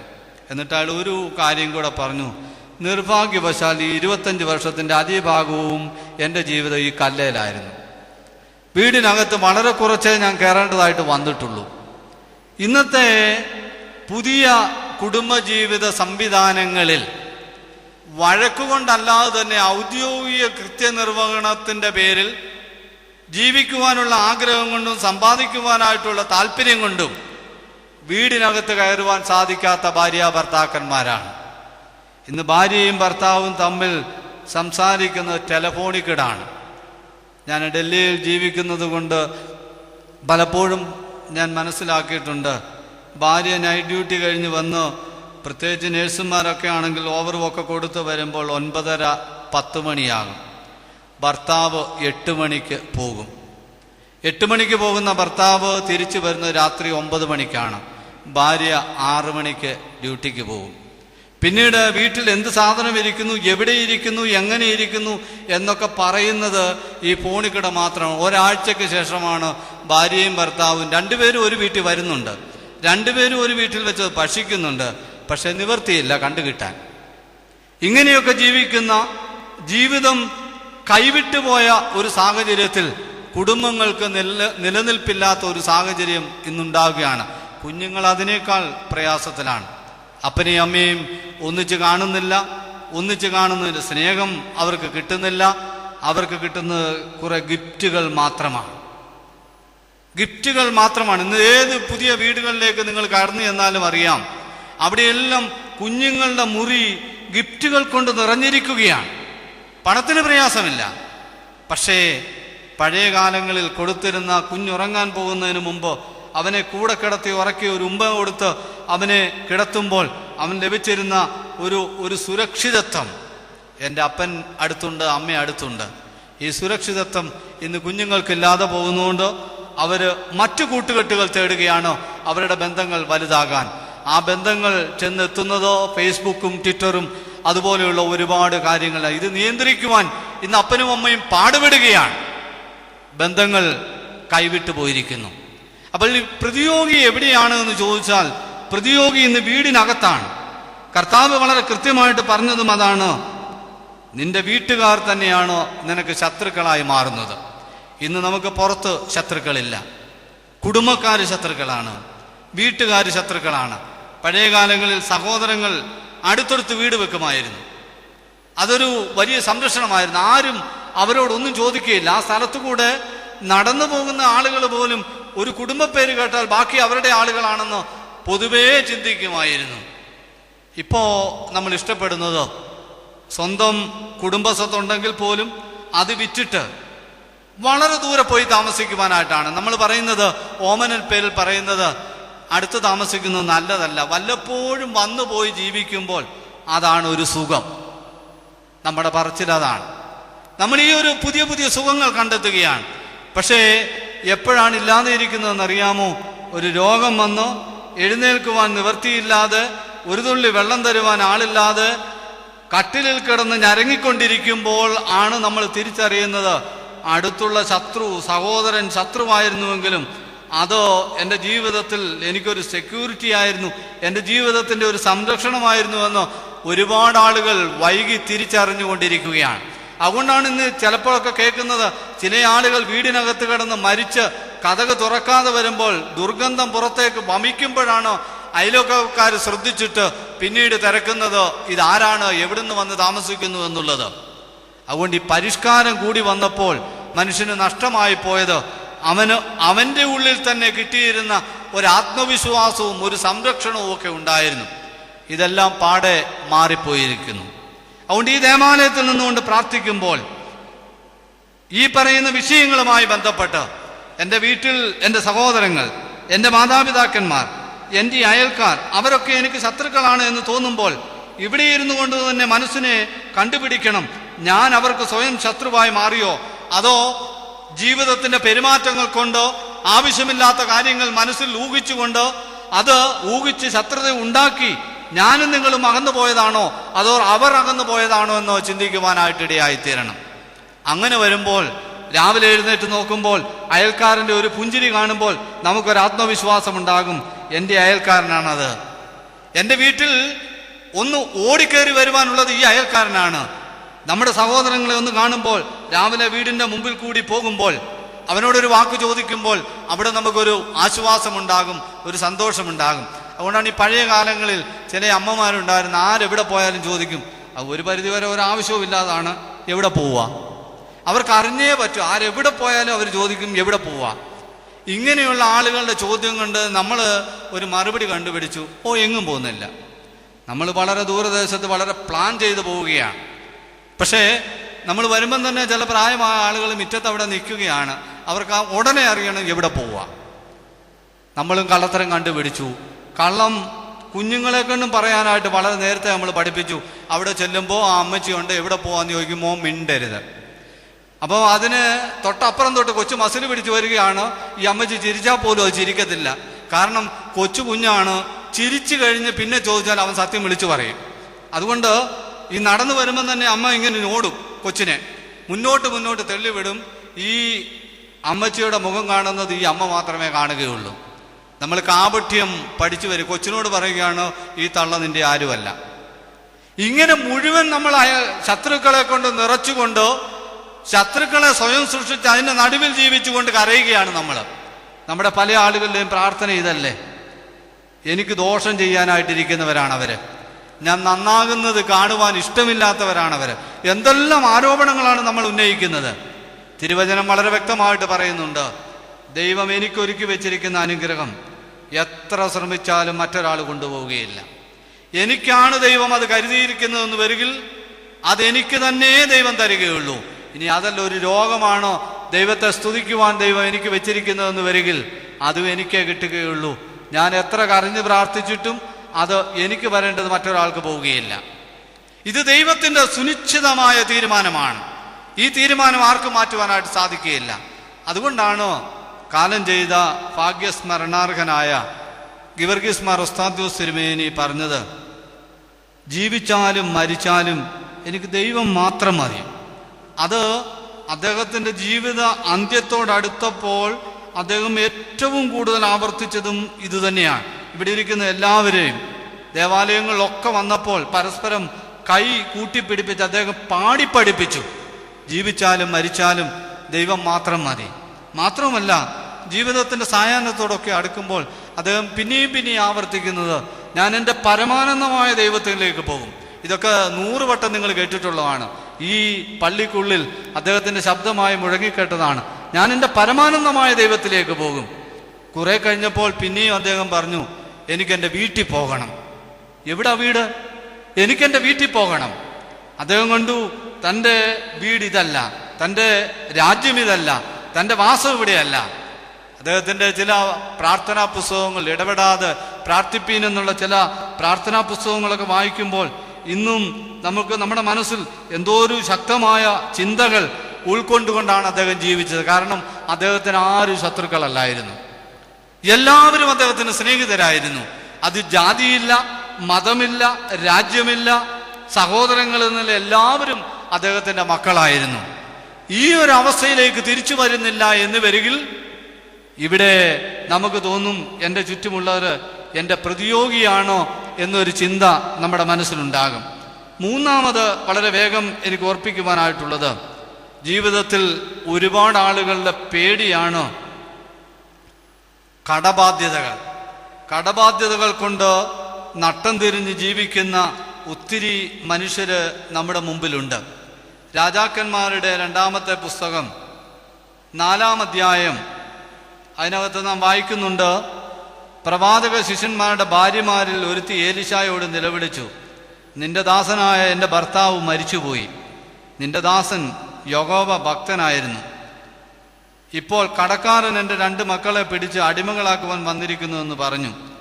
ഏലിശ അവളോട്, ഞാൻ നിനക്ക് വേണ്ടി എന്ത് ചെയ്യണമെന്ന് ചോദിച്ചു. ഒരുപാട് മനുഷ്യരുണ്ട്, ബിസിനസ് തകർന്നവര്, ജീവിതത്തിൽ കുഞ്ഞുങ്ങളെ പഠിപ്പിക്കുവാൻ പാടുപെടുന്നവര്, ലോൺ എടുത്ത് നശിച്ചു പോയവര്, ഒരു വഴിയുമില്ലാതെ ജീവിതം വഴിമുട്ടി നിൽക്കുന്നുവെന്ന് തോന്നുന്നവര്. ദൈവത്തിൻ്റെ വചനം അങ്ങനെയുള്ളവരെയും ദൈവം തമ്പുരാൻ ആശ്വസിപ്പിക്കുന്നു.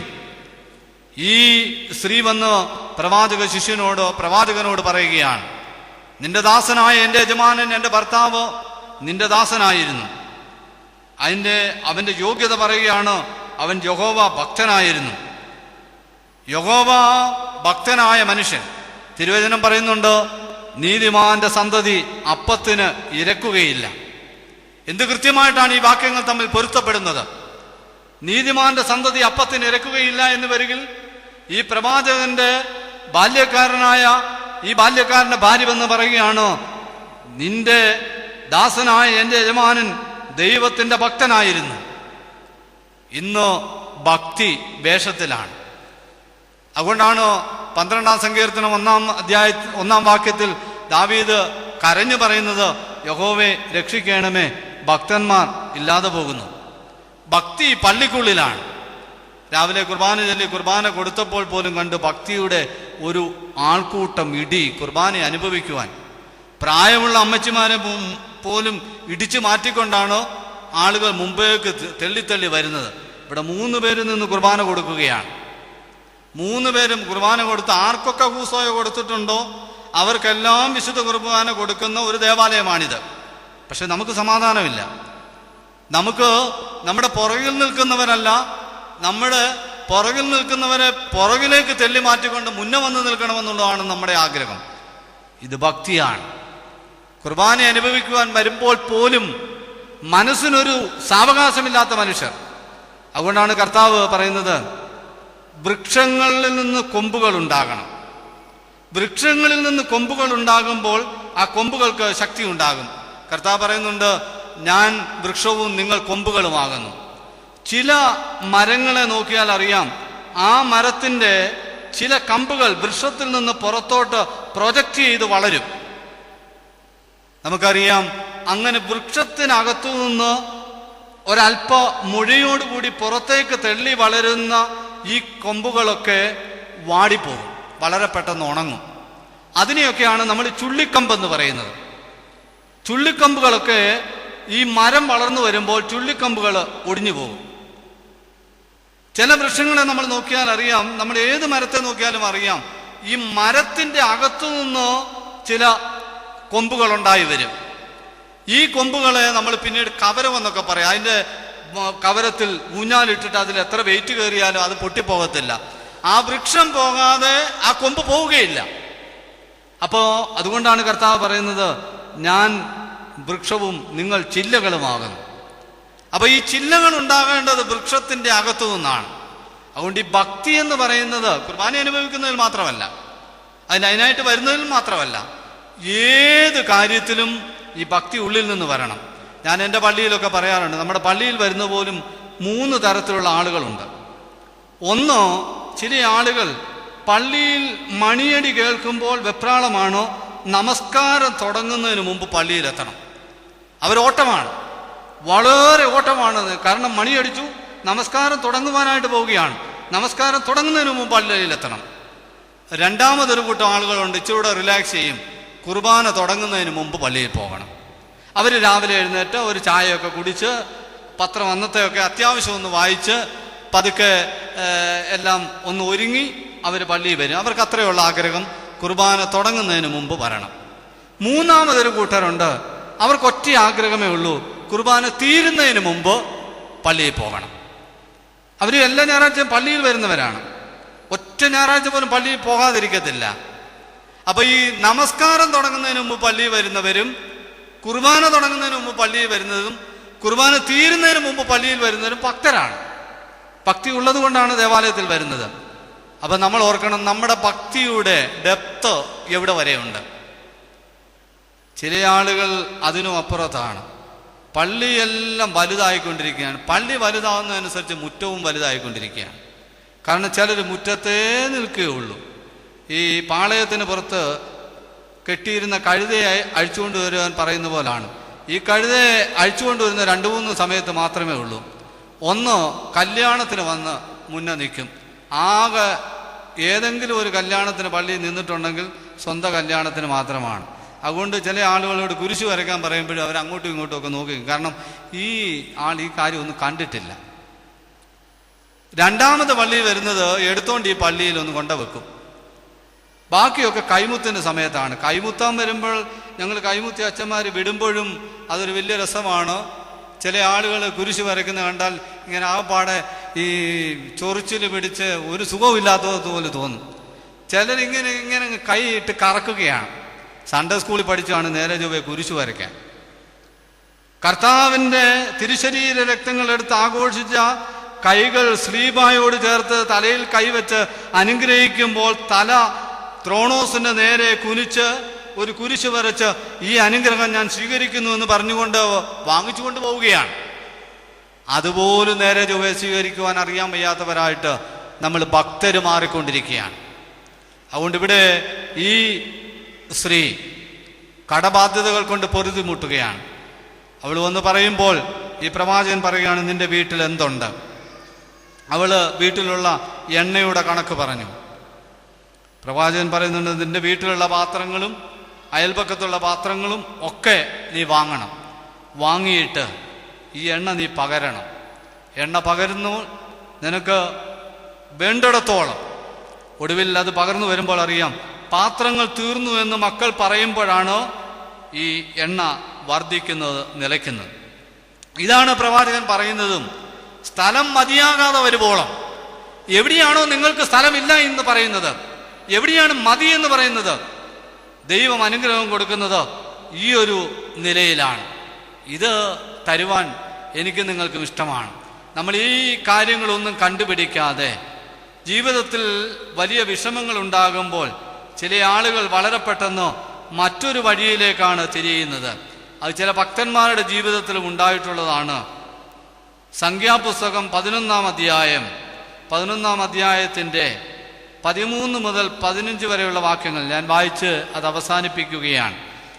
15-ാമത്തെ വാക്യത്തിൽ നാം വായിക്കുന്നുണ്ട്, ഈ ജനത്തിനൊക്കെയും കൊടുപ്പാൻ എനിക്ക് എവിടെ നിന്ന് ഇറച്ചി കിട്ടും? അവരിതാ ഞങ്ങൾക്ക് തിന്മാൻ ഇറച്ചി തരിക എന്ന് എന്നോട് പറഞ്ഞ് കരയുന്നു. ഏകനായി ഈ സർവ്വജനത്തെയും വഹിപ്പാൻ എന്നെ കൊണ്ട് കഴിയുന്നതല്ല, അതെനിക്ക് അതിഭാരമാകുന്നു. ഇങ്ങനെ എന്നോട് ചെയ്യുന്ന പക്ഷം ദയ വിചാരിച്ച് എന്നെ കൊന്നുകളയണമേ, എൻ്റെ അരിഷ്ടത ഞാൻ കാണരുതേ. പ്രവാചകന്മാരിൽ വലിയവനായ മോശ തൻ്റെ ജീവിതത്തിൻ്റെ ഒരു വലിയ വിഷമഘട്ടമെന്ന് പറയുമ്പോൾ ഇതിലും വലിയ വിഷമങ്ങളെ മോശ അഭിമുഖീകരിച്ചതാണ്, മോശ നേരിട്ടതാണ്. ഈ ജനത്തെ അടയാളങ്ങളിൽ കൂടി അത്ഭുതങ്ങളിൽ കൂടിയൊക്കെ മോശ കൊണ്ടുവന്നതാണ്. യഹോവയായ ദൈവം മോശയോട് പറയുന്നുണ്ട്, എനിക്ക് നിന്നോട് ദയ തോന്നിയിരിക്കുന്നു, എനിക്ക് നിന്നോട് കൃപ തോന്നിയിരിക്കുന്നു, അതുകൊണ്ട് നീ പറയുന്നത് പോലെയൊക്കെ ഞാൻ ചെയ്യും. ദൈവത്തിൻ്റെ ഒരു കണ്ടീഷനാണ്, നീ പറയുന്നത് പോലെയൊക്കെ ഞാൻ ചെയ്യും.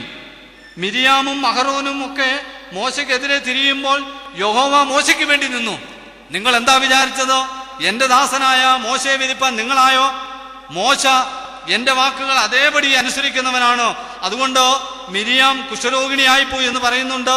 അവിടെയൊക്കെ മോശയ്ക്ക് വേണ്ടി ദൈവമാണ് നിൽക്കുന്നത്.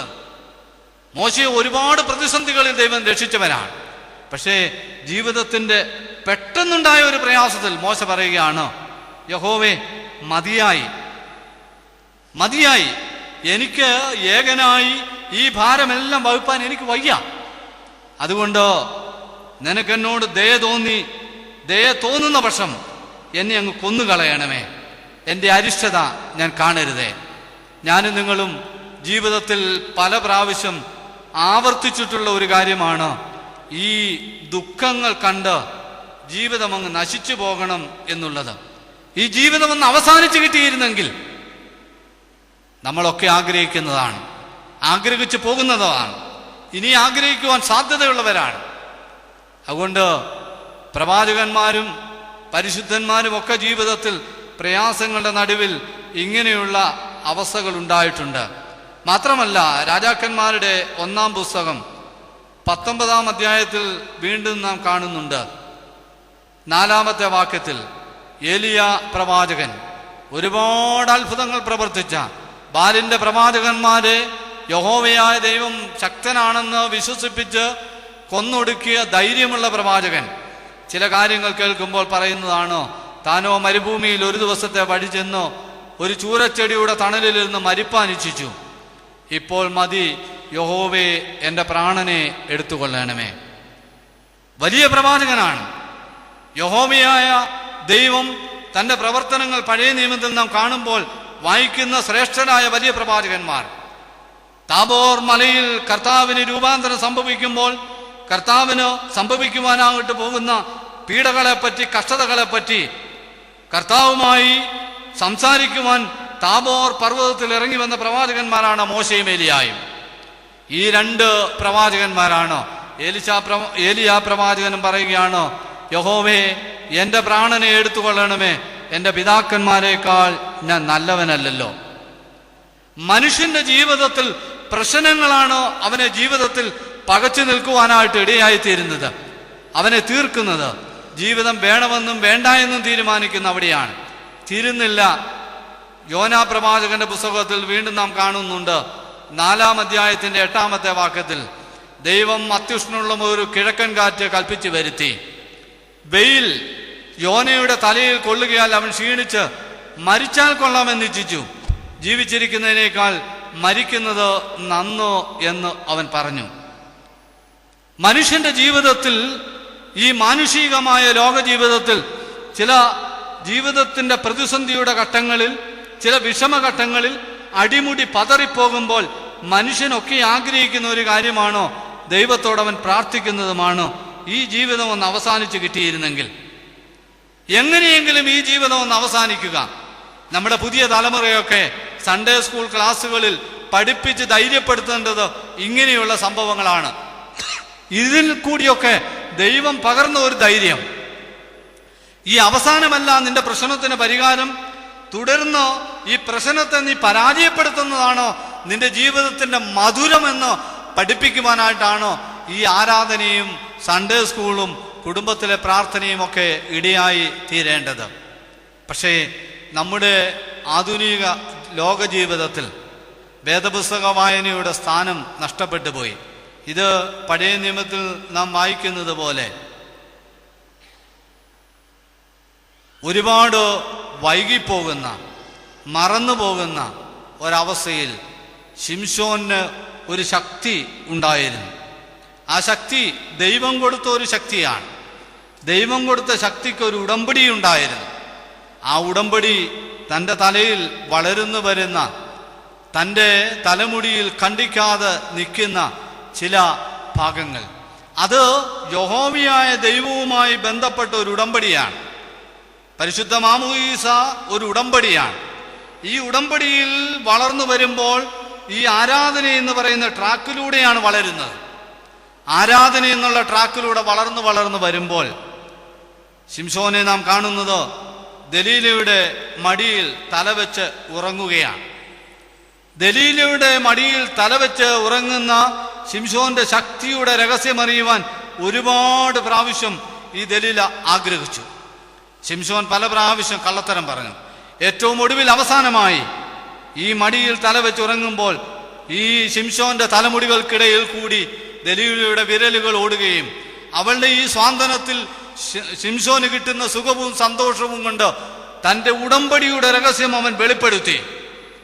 നമ്മുടെ കുടുംബങ്ങളിൽ വളർന്ന ചില കുഞ്ഞുങ്ങളുണ്ട്. അവർക്ക് ചില ഉടമ്പടിയുടെ രഹസ്യങ്ങളുണ്ടായിരുന്നു. അവർ മദ്യപിക്കുകയില്ല എന്നുള്ളത്, അവര് സിഗരറ്റ് വലിക്കുകയില്ല എന്നുള്ളത്, അവര് വെറിക്കൂത്തിൽ പോവുകയില്ല എന്നുള്ളത്. അങ്ങനെയുള്ള കുഞ്ഞുങ്ങളെല്ലാം ഇന്നത്തെ മൊബൈൽ ഫോൺ സംസ്കാരത്തിൽ വന്നു അവർ ചെയ്യാത്ത തെറ്റുകളൊന്നുമില്ല എന്നൊരവസ്ഥയിലേക്ക് ഈ ദലീലയുടെ മടിയിൽ എങ്ങനെ ശിംശോന്റെ തലയിലിരുന്നു കൊണ്ടോ ഉടമ്പടിയുടെ രഹസ്യം പുറത്തേക്ക് പോകുന്നുവോ അതുപോലെ ഇന്നത്തെ ക്രൈസ്തവ കുടുംബങ്ങളിലെ കുഞ്ഞുങ്ങളുടെ ഉടമ്പടിയുടെ രഹസ്യം പുറത്തു പോവുകയാണ്. ഈ കുഞ്ഞുങ്ങൾ തിരിച്ചു വരുന്നത് മുടിയനായ പുത്രനെ പോലെ എല്ലാം നഷ്ടപ്പെട്ട ഒരവസ്ഥയിൽ ഇന്ന് പല കുഞ്ഞുങ്ങളും തിരിച്ചു വരികയാണ്. പഠിക്കുവാൻ പോകുന്നവർ പഠനം പൂർത്തിയാകാതെ, ജോലിക്ക് പോകുന്നവർ ജോലി തുടരുവാൻ നിവൃത്തിയില്ലാതെ, വിവാഹിതരായി പോയവർ വിവാഹബന്ധം രണ്ടു വഴിയിലേക്ക് പിരിഞ്ഞുകൊണ്ട് നശിച്ചു പോകുന്ന ഒരു തലമുറയായി തിരിച്ചു വരികയാണ്. ഇതാണ് വിലാപ പുസ്തകങ്ങൾ നാം വായിക്കുന്നത്. കടന്നു പോകുന്ന ഏവരുമായുള്ളവരെ, ഇത് നിങ്ങൾക്കേതുമില്ലയോ? ഈ ദേവാലയത്തിൽ ഇരിക്കുന്നവർ മാതാപിതാക്കളാണോ, സഹോദരങ്ങളാണോ, യുവാക്കളാണോ, വളർന്നു വരുന്നവരാണോ, കുടുംബസ്ഥരാണ്, കുടുംബമാകേണ്ടവരാണ്? ഇവിടെ തിരുവചനത്തിൽ ചോദിക്കുകയാണ്, കടന്നു പോകുന്ന ഏവരുമായുള്ളവരെ, ഇത് നിങ്ങൾക്കേതുമില്ലയോ? ഈ സത്യങ്ങളെ തിരിച്ചറിയണം. തിരിച്ചറിയുമെന്ന് വരികിൽ അവിടെയാണ് ഈ വാക്യങ്ങളുടെ പ്രസക്തി. ഹാഗാർ മരുഭൂമിയിൽ ഉഴന്നു നടന്നു. ഇതുകൊണ്ടെല്ലാം അവസാനിക്കുമെന്ന് വിചാരിച്ചു. പക്ഷെ ഒന്നും അവസാനിച്ചില്ല. അവസാനിക്കുമെന്ന് വിചാരിച്ചെടുത്തോ അനുഗ്രഹകരമായ ഒരു തുടക്കം ദൈവം കൊടുത്തു. വീടിനകത്ത് പ്രതിയോഗി നിന്ന് പരിഹസിച്ച് ജീവിതത്തെ നശിപ്പിക്കാമെന്ന് വിചാരിച്ചപ്പോൾ ഈ പ്രതിയോഗിക്ക് കിട്ടാത്ത വലിയൊരു അനുഗ്രഹം ഇസ്രയേലിലെ ഏറ്റവും വലിയ പ്രവാചകനായ ശമൂവേലിന്റെ അമ്മയായി ഹന്നയെ ഉയർത്തിക്കൊണ്ട് ദൈവം പ്രതിയോഗിയായി പരിഹസിച്ചവർക്ക് മറുപടി ദൈവം കൊടുത്തു. ഹന്ന കൊടുക്കേണ്ടി വന്നില്ല.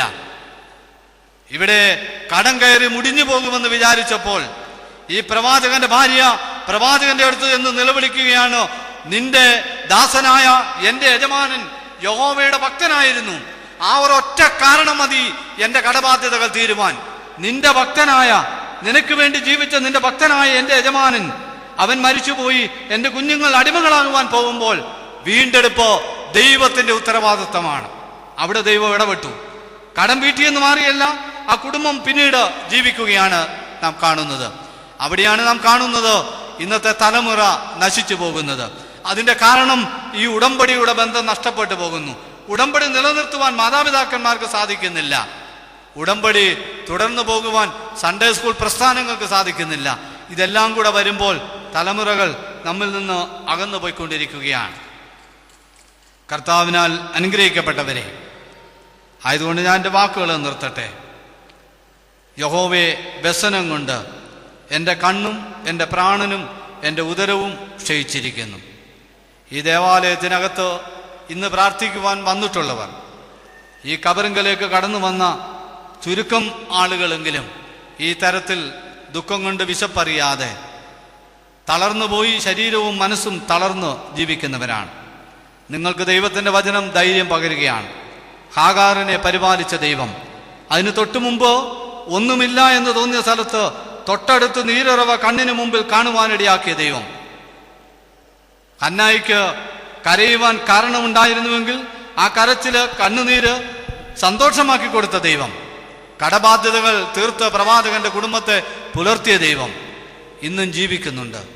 ആ ദൈവമാണ് നമ്മെ നടത്തുന്നതെന്ന് വിശ്വസിക്കുവാൻ നമുക്കിടയാകട്ടെ. നമുക്ക് കണ്ണുകൾ അടച്ച് പ്രാർത്ഥിക്കാം.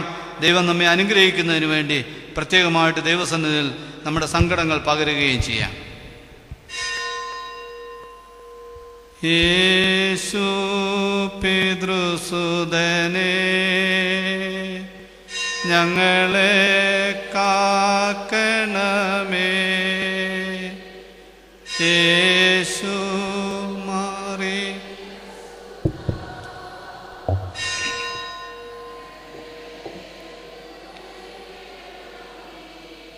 യേശു ബലപ്പെടുത്തി യേശു സൂക്ഷിക്കാം,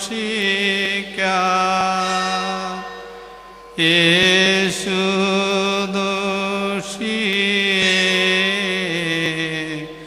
ഞങ്ങളിൽ നിന്നകറ്റണമേ. യേശു അകൃത്യവും പാപവും മോചിക്കാം. യേശു വിധി ദിവസേ കരുണ തോന്നണമേ. ദൈവമായ കർത്താവേ, കഴിഞ്ഞ കുറേയേറെ നിമിഷങ്ങൾ അവിടുത്തെ സന്നിധിയിൽ ഞങ്ങളായിരുന്നു. ജീവനുള്ള ദൈവത്തിൻ്റെ വചനങ്ങളെ ഞങ്ങൾക്ക് നീ പകർന്നു തന്നു. ഞങ്ങളുടെ കാതുകളിൽ കൂടി കടന്നുപോയ ദൈവത്തിൻ്റെ വചനങ്ങൾ ഹൃദയത്തിലേക്ക് കടരുവാൻ, ഹൃദയങ്ങളിലേക്ക് കടക്കുവാൻ ശക്തി ലഭിക്കുവാൻ, കർത്താവെ, ജീവിതത്തിൻ്റെ ഒരുപാട് വേളകളിൽ പകച്ചു പോകുന്ന ഞങ്ങൾ, ഇനി ജീവിക്കേണ്ട എന്ന് ആഗ്രഹിക്കുന്ന ഞങ്ങൾ, ആരും സഹായിക്കുവാനില്ല എന്ന് വിശ്വസിച്ചു പോകുന്ന ഞങ്ങൾ, ഈ രോഗം കൊണ്ട് ഞങ്ങൾ അവസാനിച്ചു എന്ന് വിചാരിക്കുമ്പോൾ, മൊത്തം തകർന്നുപോയി എന്ന് വിചാരിക്കുമ്പോൾ, അവിടെയൊന്നും ഒരു തകർച്ച സംഭവിക്കുകയില്ല എന്ന് ഇന്ന് ഞങ്ങളെ വിശ്വസിപ്പിച്ച ദൈവമേ, ജീവനുള്ള ദൈവമേ, നിന്റെ ശക്തി, നിന്റെ കൃപ, നിന്റെ അനുഗ്രഹം ഞങ്ങളിലേക്ക് പകരണമേ. കർത്താവേ, നിന്റെ സാന്നിധ്യം ഞങ്ങളുടെ ജീവിതത്തിൽ, ഞങ്ങളുടെ ഭവനങ്ങളിൽ ഉണ്ടാകണമേ. ഉറക്ക വിളിപ്പീൻ, അടങ്ങിയിരിക്കരുത് എന്ന് തിരുവചനത്തിൽ വായിക്കുന്നത് പോലെ, കർത്താവെ, ഞങ്ങൾ വിശ്വാസത്തോടെ ഉറക്കെ ഉറക്കെ നിന്നെ വിളിക്കുന്നു.